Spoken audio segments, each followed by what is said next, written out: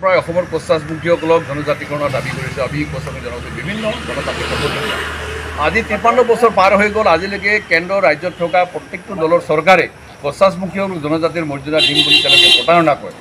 আৰু আজি কোচাছমুখী জনগোষ্ঠীৰ মানে নিজাববীয়াকৈ বিধানসভা বা আমাৰ লোকসভা বা ৰাজ্যসভাত আমাৰ প্ৰতিনিধি নথকাৰ ফলত আমাৰ এই কথাবিলাক সংসদৰ মজিয়াত বিধানসভাৰ মজিয়াত উত্থাপন কৰিব পৰা নাই। গতিকে আমি অনুভৱ কৰিছোঁ কোচাছমুখী জাতীয় পৰিষদে যে কোচাছমুখী জনগোষ্ঠীৰ আমাৰ প্ৰত্যক্ষ ৰাজনৈতিকভাৱে আমাৰ যদি বিধানসভা লোকসভা আৰু ৰাজ্যসভাত যদি আমাৰ প্ৰতিনিধি নাথাকে তেতিয়াহ'লে এই কোচাছমুখী জনগোষ্ঠীৰ সমস্যাবিলাক প্ৰকৃত স্তৰত কেতিয়াও মানে উত্থাপন নহ'ব। আৰু সেইকাৰণে কোচাছমুখী জাতীয় পৰিষদে আমি উপলব্ধি কৰিছোঁ যে অহা 2 মাহৰ ভিতৰত আমি কোচাছমুখী জনগোষ্ঠীৰ জাতীয় সমস্যাবিলাক ৰাজনৈতিকভাৱে সমাধান কৰাৰ কাৰণে বিধানসভা ৰাজ্যসভা লোকসভাত যাতে আমি দাবী উত্থাপন কৰিব পাৰোঁ তাৰ কাৰণে এক ৰাজনৈতিক দল গঠনৰ আমি কুচকাজ কৰিছোঁ।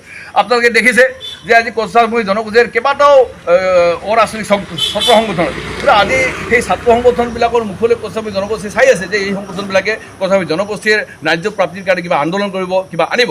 কিন্তু এতিয়া দেখিছোঁ যে বিশেষকৈ 2018 চনৰ পিছত যে এই জাতীয় সংগঠনৰ আন্দোলন কৰা দূৰৰ কথা যে তেওঁলোকে সাধাৰণভাৱে তেওঁলোকে মানে চৰকাৰৰ বিৰুদ্ধাচৰণ কৰি চৰকাৰৰ কাৰ্যকলাপৰ বিৰুদ্ধাচৰণে তেওঁলোকে বিবৃতি দিবৰ কাৰণে তেওঁলোকে সাহস সকলো বিক্ৰী হৈ গৈছে।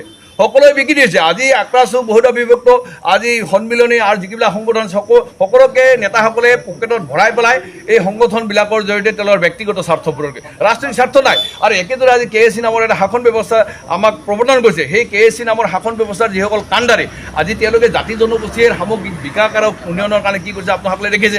তেওঁলোকেতো শাসনৰ নিশ্চয় চৰকাৰৰ ওচৰত বিক্ৰী কৰিছে। গতিকে এইসকল বিক্ৰী যোৱা নেতাৰ জৰিয়তে কোচাছমুখী জনগোষ্ঠীৰ লোকসকল কেতিয়াও সুৰক্ষিত নহয়। আৰু সেইকাৰণে আমি উপলব্ধি কৰিছোঁ সময় যে কোচাছমুখী জনগোষ্ঠীৰ কাৰণে এই অঞ্চলৰ কোচাছমুখী আন জনগোষ্ঠীৰ সামগ্ৰিক বিকাশ আৰু সমস্যাৰ আজি কথা ক'বৰ কাৰণে এক ৰাজনৈতিক দলৰ প্ৰয়োজন হৈছে। আৰু সেই ৰাজনৈতিক দলৰ জৰিয়তে আমি যিবিলাক বিধানসভা বা লোকসভাত আমি প্ৰতিনিধিত্ব কৰি পেলাই জয়যুক্ত কৰি আমি বিধানসভাৰ মজিয়াত বা লোকসভাৰ মজিয়াত কোচাছমুখীৰ লগতে এই অঞ্চলৰ আমি বিভিন্ন সমস্যাৰ যদি উত্থাপন কৰিব তাৰ কাৰণে আমি চিন্তা চৰ্চা কৰিছোঁ।